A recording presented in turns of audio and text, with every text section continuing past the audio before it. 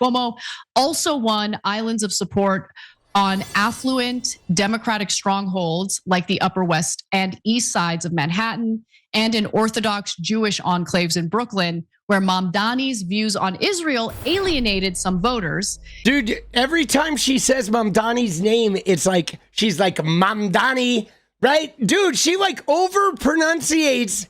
Have you noticed that? Every time she says his name, she is like fucking pronouncing the shit out of it. Mamdani, right? Dude, she's so exaggerated with it. You know, Cuomo did this, Mamdani. It's like, whoa, Anna. Dude, she's not beating those allegations anytime soon. And in a conversation on the Breaking Points / Drop Site live stream last night, Mamdani, communications director, talked about, you know, their strategy, how they managed to win, and how they even reached out to, they reached out to Trump voters? Interesting. Let's see how that turned out. After Donald Trump was elected and everybody was in a state of shell shock, what was this about? What happened? What did we do? We said, let's just go ask people. Like, let's go to the hearts of immigrant New York. Let's go to South Richmond Hill. Let's go to Fordham Road. Let's go to working class, immigrant, and black and brown neighborhoods that swung big for Trump and just ask people, why'd you do it? And we really made a sign that said, let's talk politics. This was 5 days after the presidential election. Stood on the corner and said, let's talk. And we heard again and again and again, I used to have more money in my pocket. Things used to be more affordable. The government is not delivering for me, but there are endless wars around the world, you know? And obviously Trump cynically and disingenuously spoke to those things. He also said cheaper prices end the wars, right? And those are the things that we heard all over the city, especially in those neighborhoods.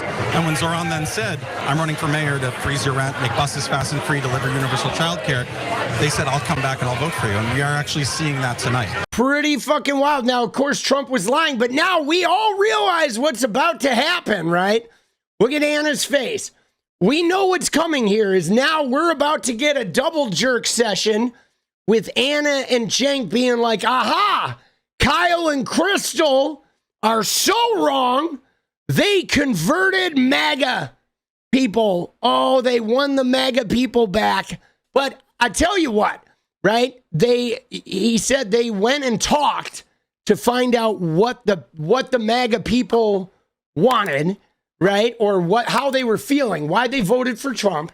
And then, you know, he developed his platform, but he didn't just develop a platform to win MAGA, and he didn't throw civil rights under the bus anywhere. He didn't back down from any of his shit. You will not see Mamdani hanging out with Charlie fucking Kirk, okay? I guarantee you that is not going to happen. He's not going to say, hey, Charlie, let's go have a beer, right? Let's go have a beer so you guys can fucking kidnap me and like run me down to El Salvador. You know, but I think they're going to gloat.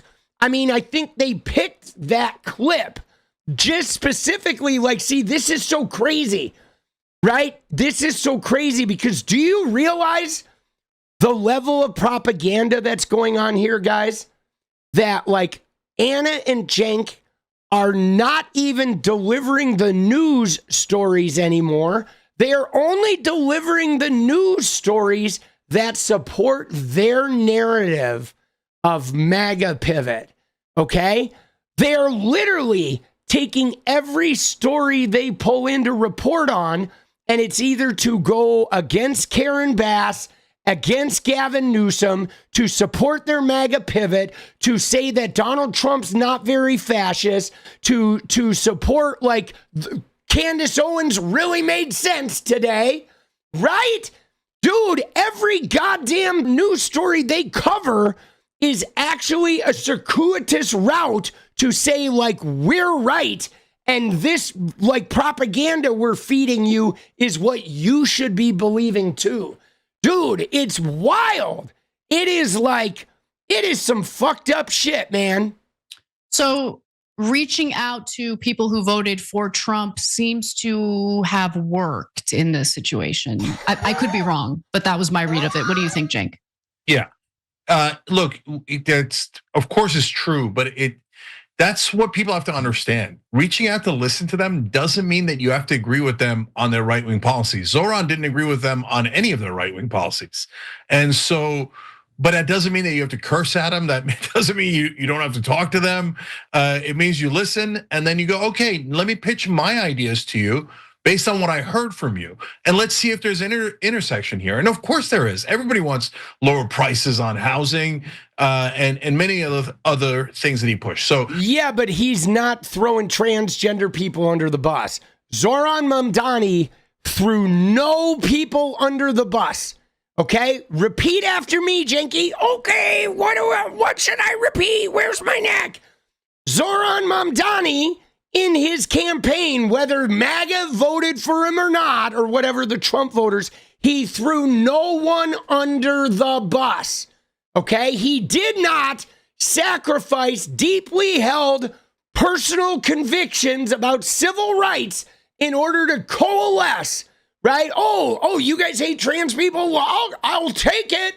Let's go have a beer, Charlie. He did not do that.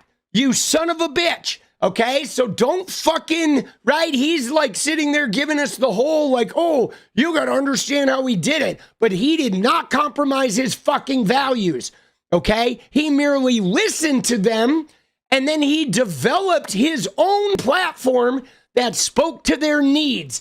But he did not meet them halfway and start sacrificing the things that he believed in or held dear or were part of the DSA platform just in order to shore up some MAGA votes. And they're not going to make that distinction here. They're not, because it's a fucking clown world they live in. Oh, dude, that's a good frame right there. Dude, Cenk Takes a Shit by Tommy's YouTube channel. Look at him, dude. He's pushing one. Oh, shit. What I heard from you. And let's see if there's an intersection here. And of course there is. Everybody wants lower prices on housing and many other things that he pushed. So we're gonna do a lot of fun things here. We're gonna talk about his strategy and his substance. One of the fun things I'll tell you about is, did I know this was coming? Okay, I love predictions. I'll tell you about that in a second. But first I wanna- Did I know this was coming? No, you didn't know this was coming. Right? You barely talked about this guy. He was not championing this guy at all. That was a communications director that you just watched for the campaign, Andrew Bard Epstein. And so I think they did a wonderful, amazing job with communications, not just in reaching out to Trump voters and seeing what they want. That was a part of it and a good part of it, an important part of it. But much more important was, oh my God, his social media, online media engagement was through the roof. And he was so good at it. He was so good at the debates. So look, I'll tell you what I'm most excited about, which is like two things that I get out of this. Number one, the more the establishment is defeated, the happier I am.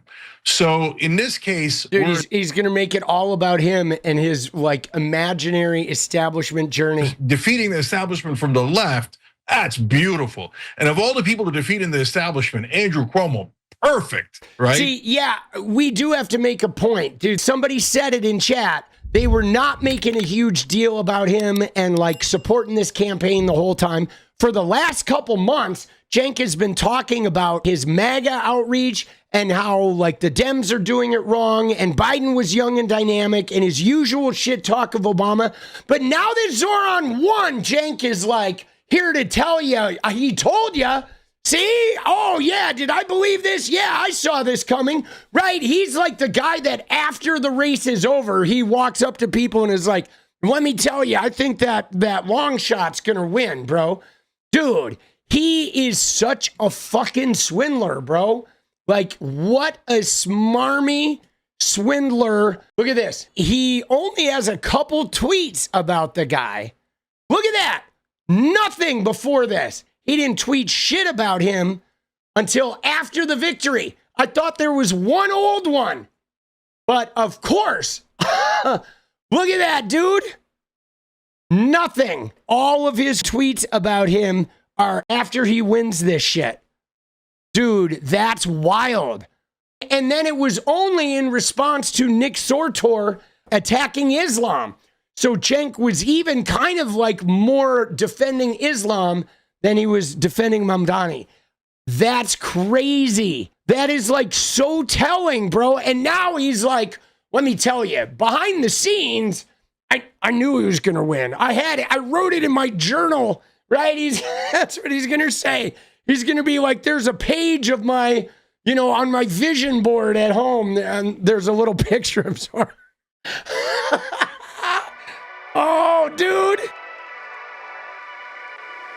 What is up, guys? Thank you so much for watching. You like the video, you want to support independent resistance media, you know what to do. Drop that sub, hit the like button, and please share it.